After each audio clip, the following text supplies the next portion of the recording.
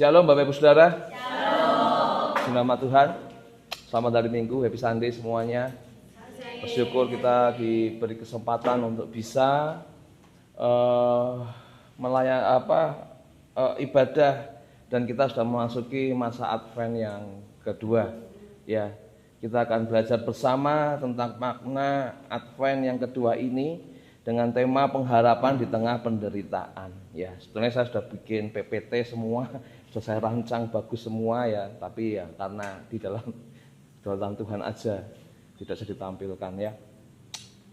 Saudara, pengharapan di tengah penderitaan.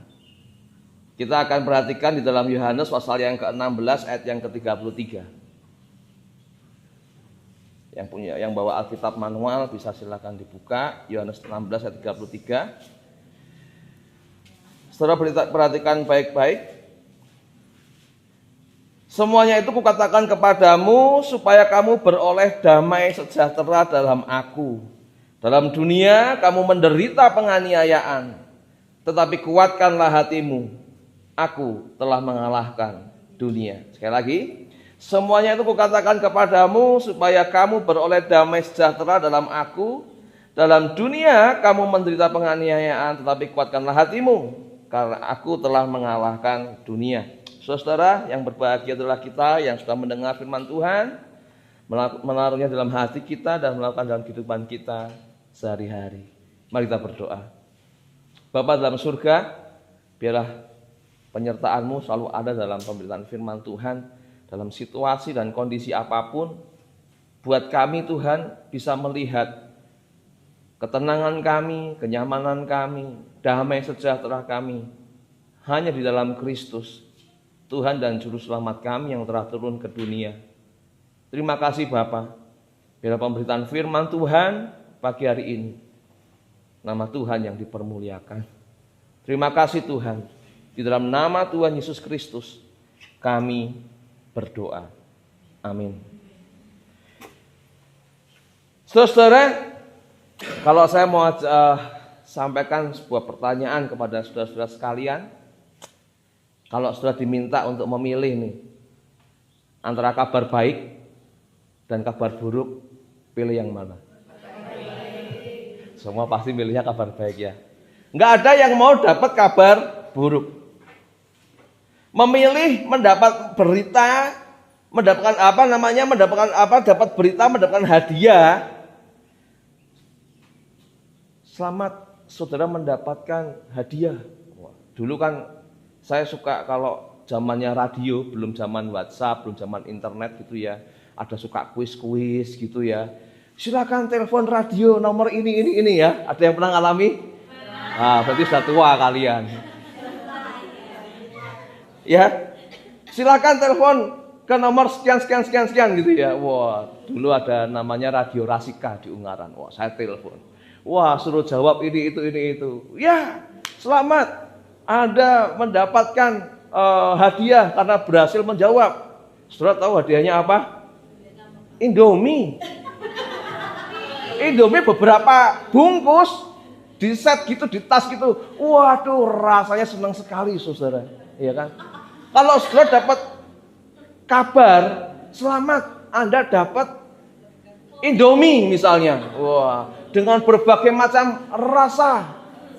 Sama saudara mendengarkan kabar, sorry, anjingmu mati. Milih yang mana? Hah? Tetap milih yang Indomie kan ya? Karena itu kabar baik buat kita. Sekarang, hari ini saudara dapat kabar, 2 kabar. 1, ini dapat paket dari keluarga, dapat Indomie, dapat roti, dapat snack, begitu ya. Sama kabar lagi, besok minggu depan kamu pulang, pilih yang mana? Pulang. Mau dapat yang Indomie loh. Bagi kita itu kabar buruk, ya Indomie kan gitu. Nah, milih yang pulang lah daripada pilih yang Indomie kan begitu saudara. Jadi apa yang kita anggap sesuatu yang kabar baik dapat hadiah, bisa saja kita anggap kabar buruk kalau kita nggak dapat waktu kapan kita pulang kan gitu saudara. Saudara, semua orang pasti ingin mendapatkan kabar baik dibandingkan kabar yang buruk. Kecuali ya, kalau sampai ada orang yang pernah menyakiti kita, hidupnya jadi lebih buruk daripada kita, biasanya itu jadi kabar. Nah, kan kacau kan, ya kan? Saya ulang lagi ya.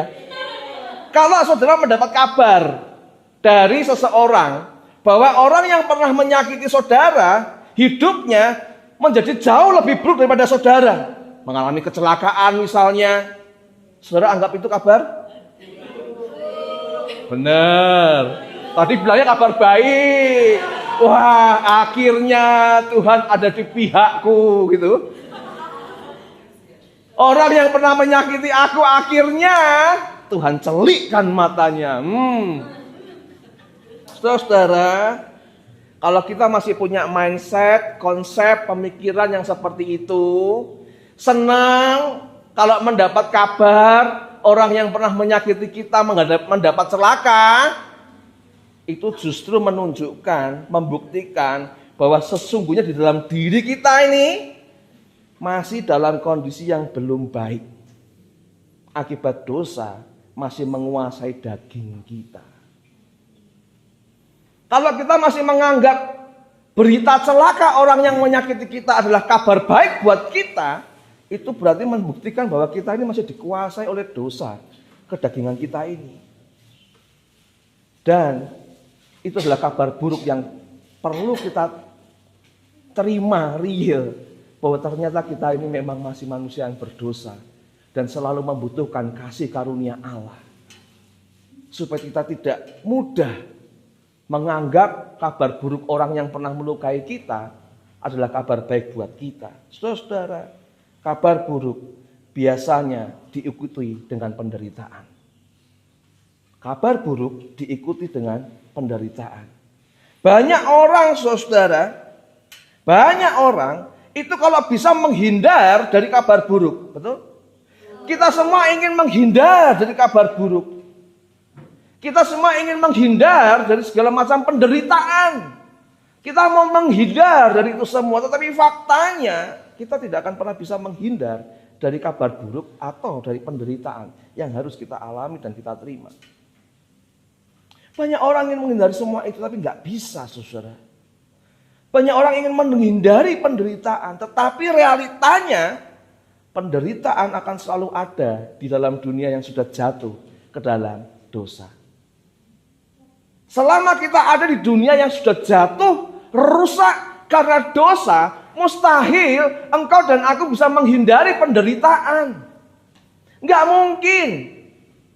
Nggak mungkin kita bisa menghindari kabar buruk, saudara. Bahkan kedatangan Kristus di dunia itu diselingi dengan kabar buruk juga. Ada apa? Bayi dibunuh. Ketika Kristus datang ke dunia, ada pembantaian. Ada kabar buruk ternyata. Satu generasi dibantai habis oleh Herodes. Anak di bawah usia 3 tahun hilangkan semua. Sudah bisa bayangkan. Satu generasi dihilangkan oleh satu orang namanya Herodes. Ternyata kabar baik kedatangan Kristus ke dunia belum tentu menjadi kabar baik untuk orang yang membenci kebenaran. Setelah perhatikan puncak pelayanan Yesus di dunia itu harus ditutup dengan apa? Penyiksaan. Dengan apa? Salib. Jadi penderitaan itu tidak bisa dihindarkan, saudara. Bahkan setelah kebangkitan Kristus dari kematian, apakah lantas penderitaan hilang? Tidak. Gereja dianiaya, jemaat dikorbankan jadi pertontonan, dimangsakan kepada binatang buas. Penderitaan itu selalu ada, saudara. Inilah fakta yang kita nggak bisa tolak. Ini adalah realita yang kita tidak bisa tolak. Bahwa kabar buruk dan penderitaan dialami oleh semua orang, tidak terkecuali umat pilihan Tuhan. Jadi jangan pernah berpikir kalau jadi orang Kristen maka dihilangkan, dijauhkan dari segala penderitaan. Jangan pernah berpikir, wah kalau aku sudah ikut Tuhan Yesus, pasti sembuh, pasti bisa. Kalau aku sudah percaya Kristus, sudah dibaptis di dalam nama Tuhan Yesus, wah maka hidupku akan lempeng terus, lurus terus, nyari kerjaan gampang, duitnya banyak, beli rumah gampang. Pokoknya kalau ikut Yesus, semua penderitaan, semua kabar buruk jauh. Apalagi kita dengan mudah, gampang gitu ya. Kalau ada kabar buruk, ada rasa enggak nyaman, rasa enggak, kita mudah ngomong dalam nama Yesus, aku tolak. Dalam nama Yesus, sakit ini aku singkirkan. Dalam nama Yesus. Sehingga nama Yesus jadi nama yang murahan. Ketika kita pakai itu hanya untuk kita menghindar dari penderitaan. Saudara-saudara, realitas penderitaan itu memang sudah ada dan menjadi fakta di dunia yang sudah rusak karena dosa. Engkau dan aku tidak bisa menghindari itu. Yang kita bisa lakukan adalah kita mengakui bahwa kehidupan ini memang penuh dengan tantangan, penuh dengan kesulitan, dan juga ada penderitaan. Yes, inilah hidup. Inilah hidup yang sebenarnya. Ada tantangan, ada kesulitan, ada penderitaan. Walaupun kita sudah menjadi kepunyaan Allah melalui penebusan Kristus, kita sudah menjadi milik Allah. Tetapi itu bukan berarti kita akan selalu terhindar dari segala tantangan, kesulitan, dan penderitaan. Amin, saudara? Amin. Nggak yakin, Pak. Amin, Pak. Aku tuh belum siap, Pak, untuk dapat penderitaan. Jangankan dapat penderitaan, aku nih, Pak, tinggal di sini rasanya sudah menderita, Pak. Tapi it's real. Ini faktanya, saudara.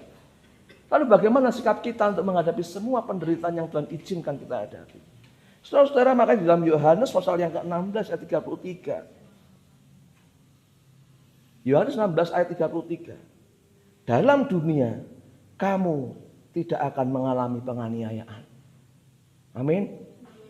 Tidak baca Alkitab berarti, bukan begitu tulisannya. Bukan itu yang dikatakan, saya tidak ada LCD-nya. Yang dikatakan oleh Yesus adalah dalam dunia kamu menderita penganiayaan. Kepada gereja Tuhan, kepada jemaat Allah. Kristus sudah mengatakan jauh-jauh hari sebelum dia mengalami salib, saudara, bahwa di dalam dunia kamu menderita penganiayaan. Artinya apa? Penderitaan kita tidak akan bisa pernah menghindari itu. Penderitaan itu tidak akan pernah bisa kita lewati begitu. Lolos dari penderitaan, lolos dari penganiayaan, tidak bisa. Jadi tantangan dan kesulitan pasti akan kita hadapi. Penderitaan kita bisa mengalami.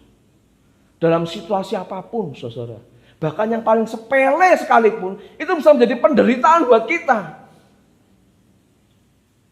Gimana saya mempersiapkan khotbah semalaman, saya buatkan PPT sampai pagi baru kirim gitu ya. Sampai tempatnya LCD-nya tidak bisa dipakai. Layar proyektor sudah dibeli 2 minggu yang lalu nggak kepasang-pasang. Secara hati ya jujur menderita lah, ya ampun. Ini ingin memberikan yang terbaik begitu ya, tapi gagal. Secara hati menderita, saudara. Jangan dipikir it's fine, it's tidak masalah begitu. Gak. Tetapi jangan sampai fokus kita kepada hal yang membuat menderita itu membuat kita hilang fokus kepada Kristus. Makanya saudara, nanti kita akan bahas selanjutnya. Yesus tadi mengatakan bahwa damai sejahtera kamu beroleh dalam aku. Jadi damai sejahtera saya bukan terletak pada LCD yang nggak jadi pakai. Damai sejahtera saya melalui khotbah ini saya belajar bahwa damai sejahtera saya itu tidak terletak pada alat-alat teknologi, tidak. Tapi bagaimana Allah mengarahkan saya untuk mengatakan damai sejahtera itu hanya di dalam Kristus. Nah, sebelum masuk ke situ sudah kita akan mengupas tadi, saudara, yang pertama, di dalam dunia kamu menderita penganiayaan. Dalam konteks rumah pemulihan Efata, ya, dalam konteks rumah pemulihan Efata, bisa jadi tantangan dan kesulitan penguasaan diri kita menjadi isu yang utama kita alami.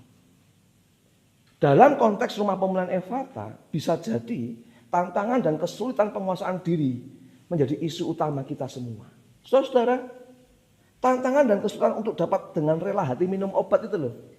Gampang apa enggak? Susah. Waduh, susah. Kita jujur mengakui itu. Ini menjadi tantangan dan kesulitan yang kita hadapi. Untuk mau minum obat itu kadang susah, Pak. Menguasai diri ini untuk mau rela hati, menyadari, mengakui aku membutuhkan obat ini. Untuk membantu aku bisa penguasaan diri. Itu enggak mudah. Dan bisa jadi minum obat itu menjadi sesuatu yang menderita buat kita. Ya, betul? Ya. Tapi itu adalah tantangan. Itu adalah kesulitan, itu adalah menjadi penderitaan buat kita. Jadi kita nggak bisa menghindari itu, tapi kan.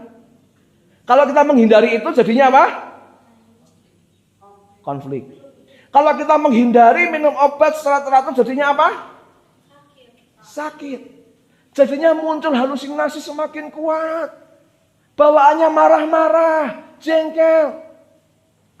Tidak terima. Ini tantangan dan kesulitan di dalam konteks Rumah Pemulihan Efata, saudara. Kita menghadapi tantangan, kesulitan, dan menderita. Ketika kita harus mengendalikan suara-suara halusinasi di telinga kita. Suara-suara yang mengejudge kita. Kamu buruk, kamu gak layak, kamu itu hina, kamu itu, sudahlah. Suara-suara ini sangat menderita buat kita, membuat kita menderita. Tantangan kita untuk menyingkirkan itu semua. Suara halusinasi, tuduhan kepada diri sendiri. Kamu gak akan bisa mandiri. Kamu selamanya tergantung sama cicikmu, sama kokomu, sama papa mamamu. Nanti itu loh, kalau papa mamamu meninggal, kamu mau ikut siapa? Suara-suara itu membuat kita semakin mengalami kesulitan dan penderitaan. Dalam konteks Rumah Pemulihan Efata bisa jadi tantangan dan kesulitan. Munculkan penderitaan ketika kita mengendalikan rasa putus asa. Ada yang mengalami putus asa di sini? Putus asa, Pak, saya hopeless, saya nggak punya harapan untuk bisa kembali ke rumah. Nggak tahu deh, Pak, mungkin aku harus menghabiskan hidupku selamanya di sini. Tantangan dan kesulitan ini membuat kita semakin menderita. Putus asa. Serasa nggak punya lagi harapan. Ketika keluarga datang, besuk kita, mengunjungi kita. Begitu mereka pulang, kita hanya berpikir, ya cuma dikunjungin. Ya cuma dibesuk. Ini tantangan kesulitan yang membuat kita rasanya nggak punya lagi harapan. Mengalami putus asa yang berat. Dapat paket, ya isinya banyak gitu ya. Ada roti, snack, pop mie, kopi, daleman, baju. Wah, di foto kayaknya wah senyum, ya dapat paket gitu ya. Di hati sama pikiran mikirnya, ya tambah lama deh. Dapat daleman, dapat baju, dapat celana, ya tambah lama deh. Aduh Tuhan, banyak tantangan, kesulitan, penderitaan yang kita alami. Belum lagi tantangan dan kesulitan mengendalikan emosi yang tidak menentu. Kita yang didiagnosa bipolar kadang kita bingung. Kadang swing moodnya ke sana, kadang swing moodnya ke sini, kadang kita rasanya maniknya meledak, rasanya depresinya datang. Wah, ini tantangan kesulitan yang membuat penderitaan kita sulit mengendalikan emosi yang tidak menentu. Tetapi the realnya, faktanya, kita nggak bisa menghindari itu semua, saudara. Apakah ketika kita percaya Kristus lalu itu semua hilang? Apakah ketika kita percaya Yesus Tuhan dan Juru Selamat maka semuanya hilang? Saudara, tantangan dan kesulitan sebagai caregiver ketika memberikan pendekatan kepada teman-teman, itu tantangan loh. Ada kesulitan. Gimana cara bisa mendekati, ngajak main, ngajak ngobrol, pendekatan. Bagaimana harus jadwalnya memandikan, menemani, mendampingi, membagi obat. Belum para caregiver yang punya tantangan, kesulitan, mengatasi overthinking akan masa depan. Masa depanku gimana ya? Saudara, semua tantangan dan kesulitan tersebut mendatangkan derita yang bisa jadi terus-menerus menjadi aniaya hidup kita. Dan membawa hidup kita serasa sedang berada di tengah kegelapan yang tiada henti dan tiada berujung. Tantangan dan kesulitan itu membuat kita ini semakin mendatangkan derita buat kita. Kita serasa teraniaya dengan kondisi kita. Kita serasa ada di dalam situasi yang gelap, tak berujung, saudara. Kalau ada situasi seperti ini, apa yang akan kita lakukan? Apa yang kita bisa kerjakan? Doa sudah berkali-kali kita berdoa, tapi rasanya kok Tuhan gak ambil nih sakit penyakitku. Aku sudah berdoa berpanjang-panjang, Tuhan nyatanya gak bawa aku sempat pulang kembali ke rumahku. Aku sudah berdoa panjang, tapi ternyata pekerjaanku tidak dipulihkan oleh, belum mendapatkan pemulihan daripada Tuhan. Saudara-saudara, konteks Advent itu menjadi sebuah momen sebetulnya untuk kita semua, bahwa masih ada pengharapan di tengah kegelapan. Gelapnya hidup kita yang serasa tidak berujung dan tiada henti. Tetapi di dalam masa Advent itulah justru kita diingatkan kembali masih ada pengharapan. Saudara-saudara, masa Advent menjadi waktu yang tepat, yang menenangkan dan mengingatkan kita bahwa akan masih ada pengharapan di tengah kegelapan. Kemarin waktu saya kami minta untuk memasang pohon Natal begitu ya. Wah, ini juga banyak pertimbangan. Kita minta tolong sama caregiver semua. Tolong ketika memasang pohon Natal, klien-klien dilibatkan. Itu tantangan tersendiri, saudara. Bisa jadi ketika saudara-saudara pertama kali Natal di sini, masang pohon Natal, pikiran pertama yang teringat rumah. Wah, iya ya. Tahun ini aku Natal nggak sama keluarga. Oh iya ya, Natal tahun ini aku nggak sama dengan orang-orang yang aku kasihi. Itu tantangan, saudara.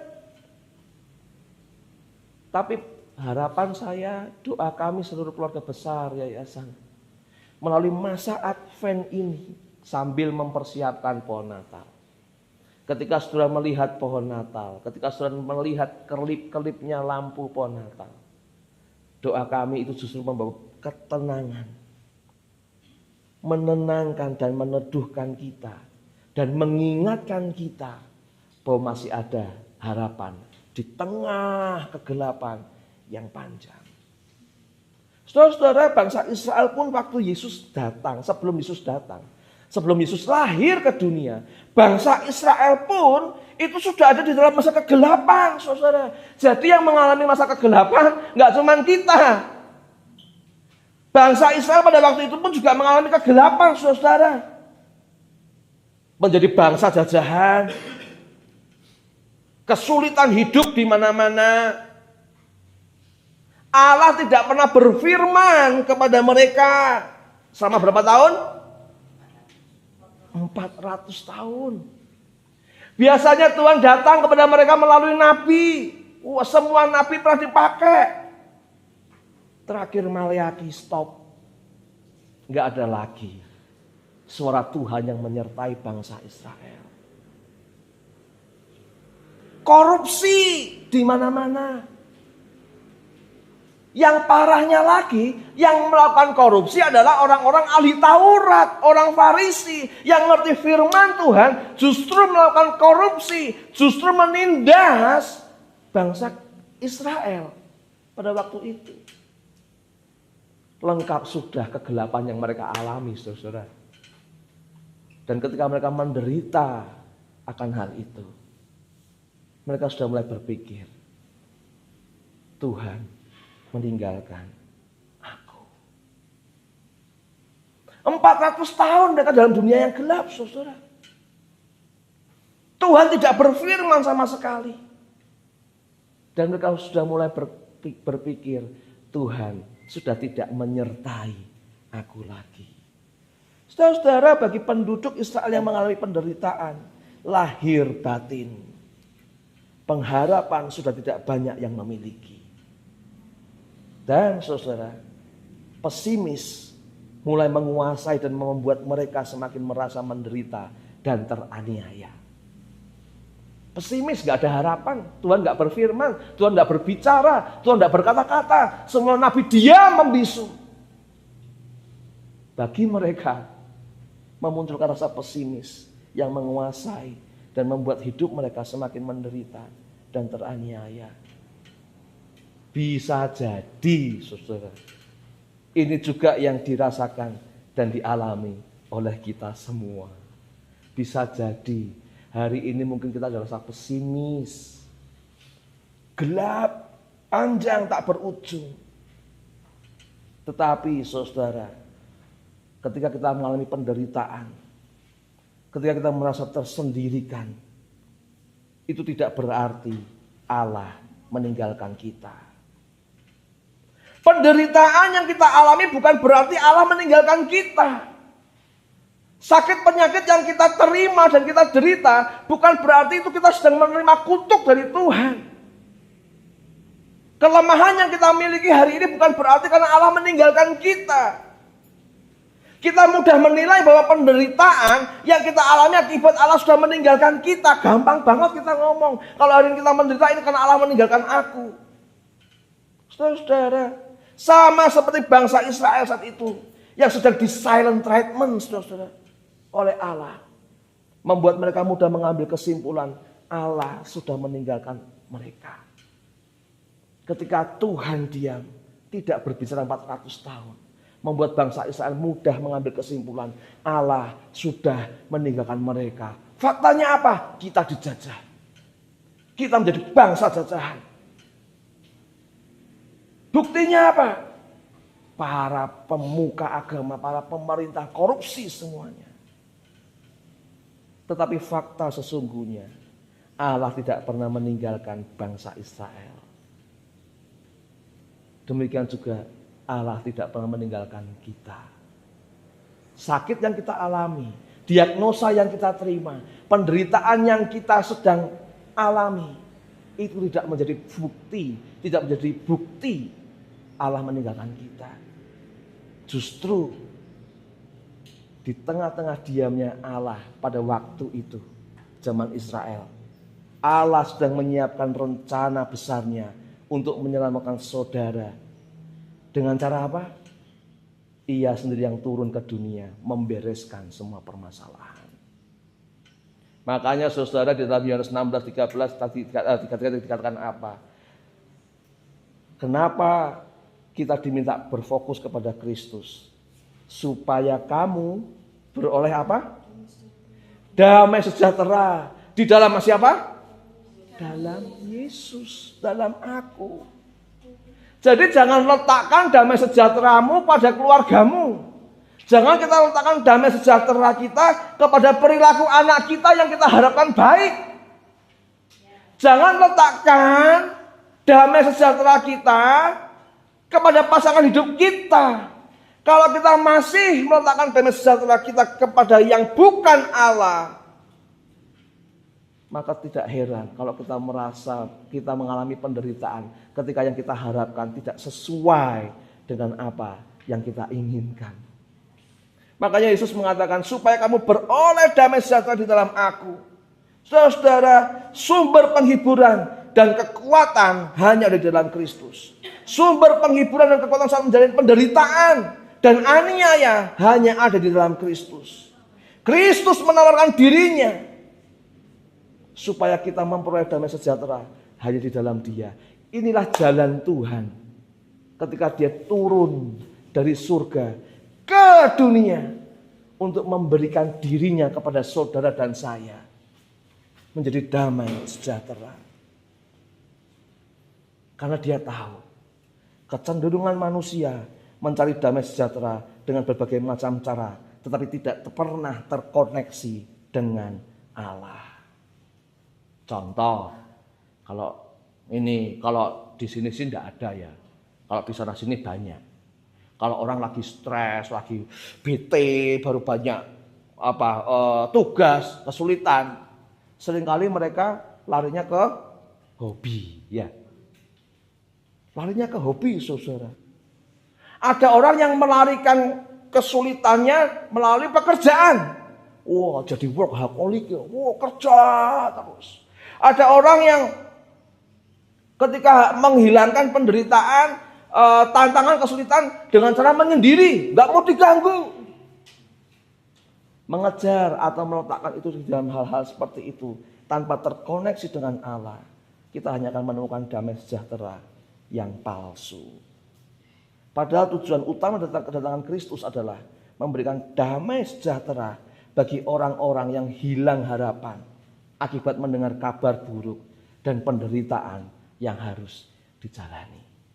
Maka Dia turun ke dunia untuk memberikan damai sejahtera bagi orang-orang yang hilang harapan karena mendengar kabar buruk dan penderitaan yang harus dijalani. Bahkan damai sejahtera yang melampaui pengertian manusia diberikan di dalam Kristus Yesus. Filipi 4 ayat yang ke-7 dikatakan demikian, saudara. Damai sejahtera Allah yang melampaui segala akal akan memelihara hati dan pikiranmu dalam Kristus Yesus. Buletnya pikiran kita, kacaunya perasaan hati kita, teraniayanya kita dengan kesulitan, sakit, penyakit kita, saudara, akan kita dapatkan damai sejahtera ketika Kristus memelihara hati dan pikiran kita. Dan saudara, yang terakhir, saudara, kalau tadi yang pertama dikatakan bahwa realitanya, bahwa penderitaan itu pasti ada, tantangan, kesulitan, penderitaan pasti ada, tetapi Tuhan tidak pernah meninggalkan kita. Oleh sebab itu Dia memberikan kepada kita damai sejahtera di dalam Kristus. Maka yang terakhir adalah jaminan kemenangan yang pasti untuk kita ketika kita menghadapi tantangan, kesulitan dan penderitaan. Jaminan kemenangan Kristus atas segala tantangan. Saudara-saudara, musuh terbesar manusia adalah maut. Sudah dikalahkan Yesus. Dan ini menjadi jaminan kemenangan untuk kita mengatasi segala tantangan dan kesulitan. Maka kalau di dalam Yohanes 16 ayat 33, kalau kita baca semua, ya, yang bawa Alkitab ya, Yohanes 16 ayat 33, semuanya itu kukatakan kepadamu supaya apa? Kamu beroleh damai sejahtera dalam aku. Dalam dunia kamu menderita penganiayaan. Lalu, tetapi kuatkanlah hatimu. Aku telah mengalahkan dunia. Tadinya kita kalah dengan dunia. Tadinya manusia kalah dengan situasi. Tadinya manusia kalah dengan dosa yang sudah merusak dunia. Yesus mengatakan, aku telah mengalahkan dunia. Untuk memberikan damai sejahteranya kepada kita, Yesus harus mengalahkan dunia dan Dia berhasil. Saudara-saudara, pertanyaannya adalah, dengan jalan apa Yesus mengalahkan dunia? Berkorban. Oke. Saudara tahu nggak sih pengorbanannya itu seperti apa? Yesus Kristus mengalahkan dunia dengan cara seperti ini, saudara perhatikan baik-baik. Saudara, ketika dunia sangat menghargai materi kekayaan, betul? Dunia kan selalu menghargai materi kekayaan. Siapa yang paling kaya, itu paling apa namanya? Coba saudara, kalau kita bayangkan nama kita ini ada di top 10 orang rich people in Indonesia aja deh, nggak usah in the world, Indonesia gitu ya. Kalau nama kita ada di situ, wah, dunia mengakui, wah ini yang terkaya, wah, ini materinya banyak, kita merasa dihargai. Suatu ketika tadinya kita nomor 1 nih, terus turun jadi nomor 5, rasanya gimana? Aduh, tahun kemarin aku nomor 1 orang terkaya di dunia. Tahun ini aku nomor 5. Aku harus kerja lebih keras lagi. Kenapa? Karena mencari materi, mencari pengakuan, mencari kekayaan. Karena memang itu yang diterima oleh dunia. Karena memang dunia menghargai siapa yang punya materi kekayaan. Karena dunia menghargai siapa yang paling kaya, yang tabungannya paling banyak. Dunia menghargai itu, saudara. Dunia mungkin lebih menghargai kita ketika kita naik BMW seri terbaru daripada kita naik BMW seri yang lama, bebek merah warnanya. Dunia lebih menghargai BMW terbaru daripada BMW yang paling lama, bebek merah warnanya, saudara. Tapi memang itulah kondisi dunia, dan Yesus kalahkan itu. Ketika dunia sangat menghargai materi kekayaan, tetapi Dia sang sumber kekayaan justru memilih lahir ke dunia sebagai yang paling miskin. Sang sumber kekayaan itu loh, saudara, mengalahkan dunia dengan cara Dia hadir ke dunia, justru memilih sebagai yang paling miskin. Seharusnya Dia bisa datang ke dunia dengan membawa segala kekayaannya yang bisa buat beli seluruh dunia ini, karena dunia ini adalah miliknya Dia. Ketika dunia menghargai materi dan kekayaan, justru sang sumber kekayaan rela menjadi miskin. Ketika dunia menghargai yang kuat, yang paling kuat, yang paling power, itu justru yang diagung-agungkan, yang paling dihormati. Tetapi sebaliknya, Sang Maha Kuat justru memilih menjadi yang paling lemah. Dia kalahkan dunia dengan cara seperti itu, saudara. Ketika dunia menghargai kekuasaan, tetapi yang Maha Kuasa justru tidak memilih menjadi manusia berkuasa ketika Dia datang ke dunia. Sebaliknya, Dia datang ke dunia memilih menjadi bayi yang lemah dan tak berdaya. Yang Maha Kuasa itu loh, yang Maha Kaya, yang Maha Kuat, justru turun ke dunia memilih menjadi bayi yang lemah dan tak berdaya. Bahkan sampai hari ini banyak orang di luar Kristen mengolok-olok Kristus. Tuhan kok lemah, Tuhan kok lemah, Tuhan kok gak bisa apa-apa, Tuhan kok jadi bayi. Dunia gak tahu itu. Menjadi paradoks, saudara. Tetapi justru yang dihina oleh dunia, Yesus terima itu semua. Dia rela memilih menjadi bayi yang lemah dan tak berdaya. Ia mempercayakan dirinya ke dalam tangan manusia berdosa. Ketika Dia datang ke dunia menjadi bayi yang lemah dan tak berdaya, Dia sedang mempercayakan dirinya ke dalam tangan manusia yang berdosa. Mengapa? Agar manusia yang sudah jatuh ke dalam dosa dapat mempercayakan sepenuhnya hidupnya ke dalam tangan Allah yang telah menjadi manusia. Saudara, betapa besar Allah kita yang kita sembah. Ketika engkau mempercayakan hidupmu kepada tangan Allah di dalam Yesus Kristus, itu adalah keputusan yang tepat. Bukan sesuatu yang salah. Dia rela menjadi lemah tak berdaya. Dia mempercayakan dirinya dalam tangan manusia berdosa. Agar manusia yang berdosa mempercayakan hidupnya sepenuhnya ke dalam tangan Allah. Pertanyaan reflektif dalam khotbah pagi hari ini untuk kita semua. Mari kita merenungkan bersama. Tantangan apa, kesulitan apa yang sedang kau alami hari ini? Ada tantangan dan kesulitan apa yang sedang kau alami hari ini? Ada penderitaan apa yang sedang engkau miliki hari-hari ini? Wah, banyak Pak. Tapi saya yakin sebanyak-banyaknya penderitaan yang kau hadapi dan miliki hari ini, tidak ada seberapa dengan penderitaan yang harus Yesus alami.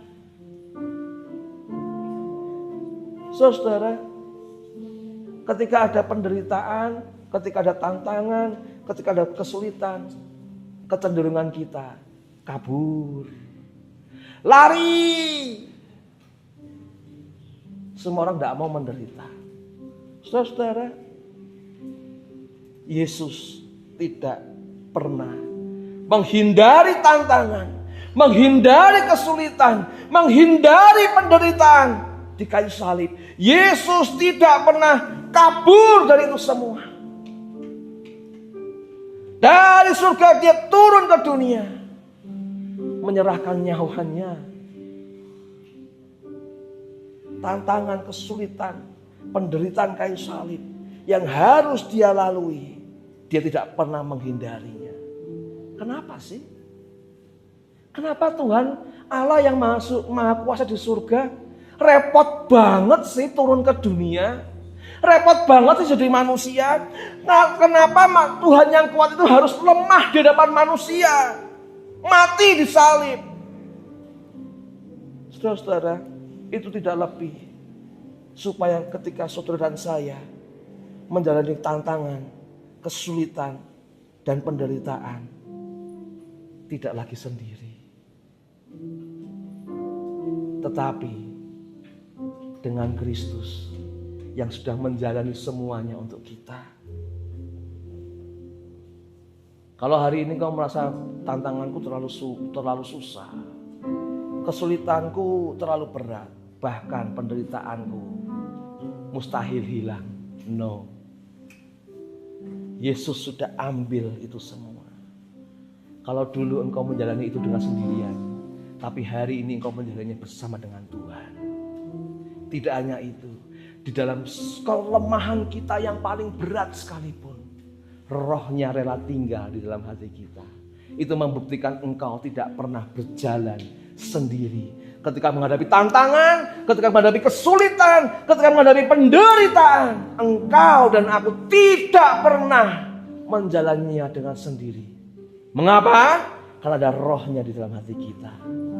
Saudara, masa Advent tidak hanya mempersiapkan perayaan kelahiran Sang Juru Selamat.